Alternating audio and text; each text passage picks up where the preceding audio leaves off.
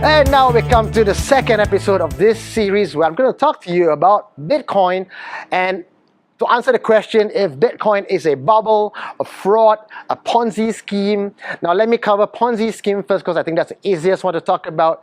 Well, Ponzi scheme refers to a particular money-making scam where a leader at the top promises to sell you something and then gives you money in return for whatever you pay for. So let's say you invested $1,000, every other week he gives you back $100. Now that sounds like a very, very good returns, right? So you tell your friend tells your friend, and everyone starts putting in money. But there is no product to sell, there is no service to sell. What he does is, the guys right at the top takes the money from the next person and gives you back the $100, gives you back say $100.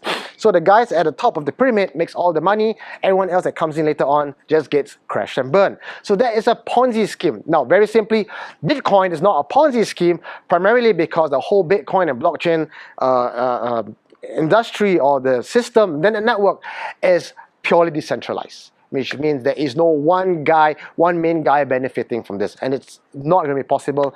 Even when you have people in the Bitcoin community holding a lot of hash powers, even then it's really hard to say that they are controlling the market.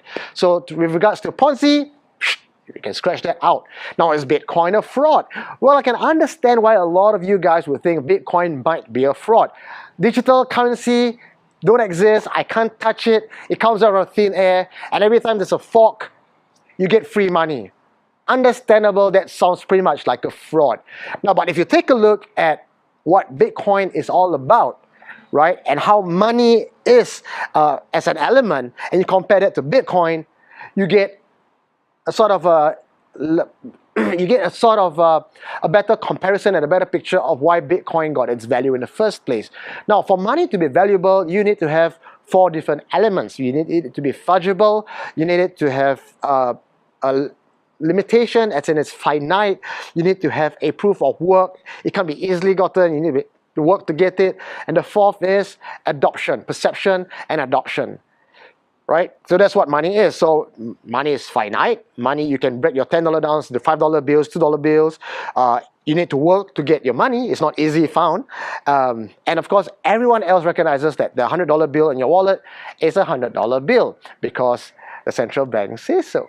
Now, Bitcoin, it is very similar to that as well, in the sense that it is fungible. You can have 1 Bitcoin or a fraction of Bitcoin. It's easily movable. It's also finite. It's only 21 million and a lot lesser now because a lot of coins have just poof, right?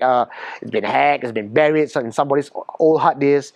And there's also proof of work. It's not going to be easily gotten. You have to go to dedicate resource, lots of resource to actually mine your Bitcoin now.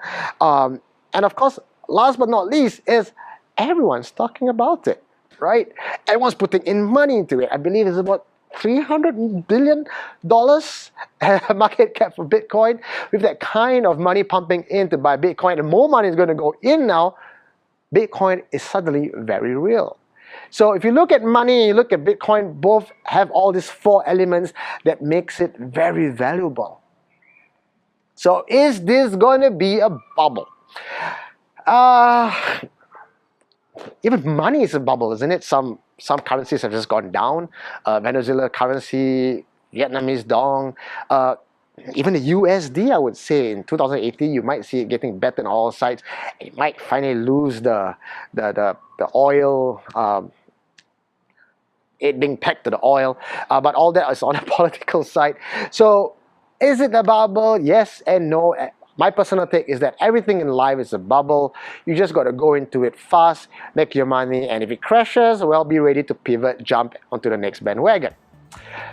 Now, that being said, Bitcoin is also only one of the many alt currencies out there, digital currencies out there, but it is the main one, and there is a chance that there could be another competitor taking over the Bitcoin space. Why? Because Bitcoin is now very expensive to transact, and also it takes a very, very long time.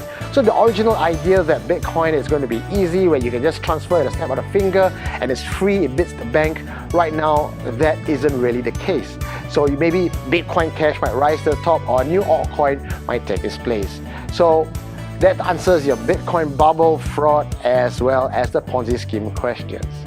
Now, Until the next episode, my name is Eugene Tay saying take care.